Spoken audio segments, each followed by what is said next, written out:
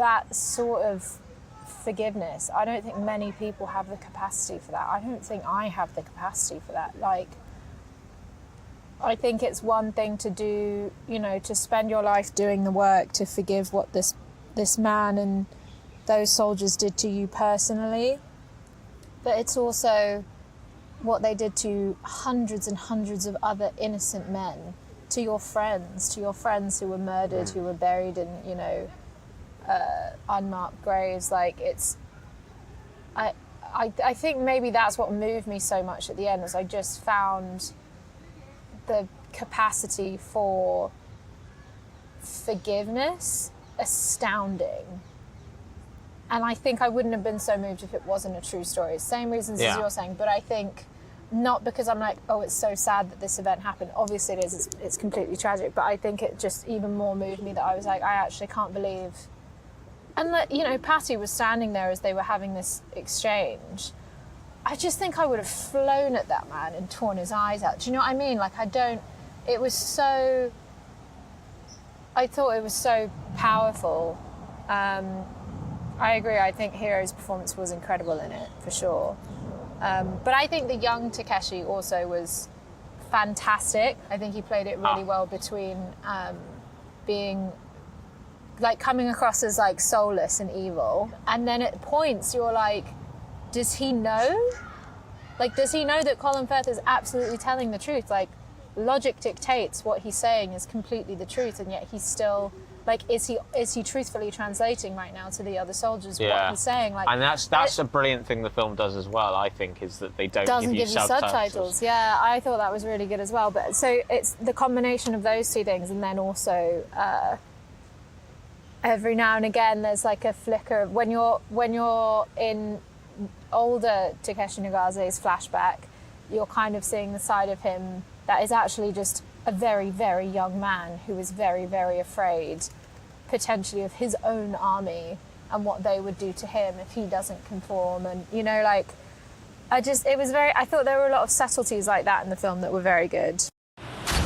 I'm not really used to entertaining, as you'll see. What are you doing? I was just going to get a stir. Good heavens. But the bottom of the pan's down. going to burn. So masterful. Masterful, but wrong. We shall see. I might nip out for a Brillo pad for the burn marks on the bottom of the pan. Don't move. Why not? Because I'm looking at you. I will say, I think,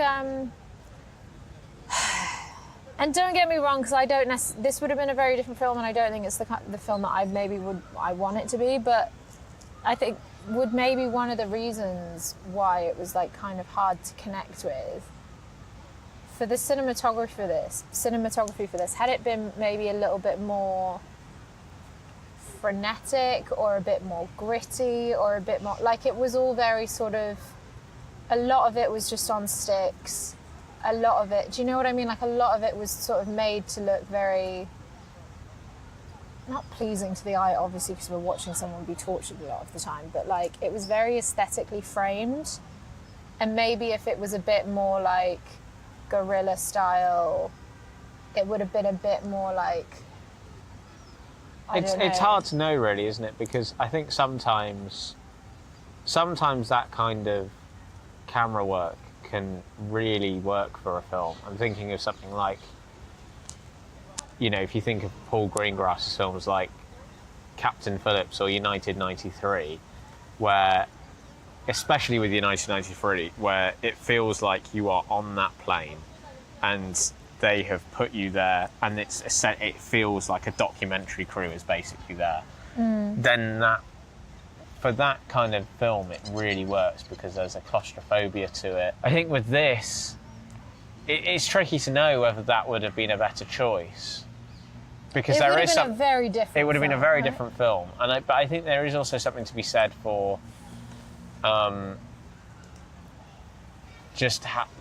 those waterboarding scenes where you are just, the camera is just still, and it's almost like you're just They're like, forcing you to watch. Yeah, it's like unflinching. It's like, right, this is it. This is what happened to him. There's nothing there trying to make it immersive. It's like, it's just an unflinching account, essentially. Do you see what I mean? Yeah.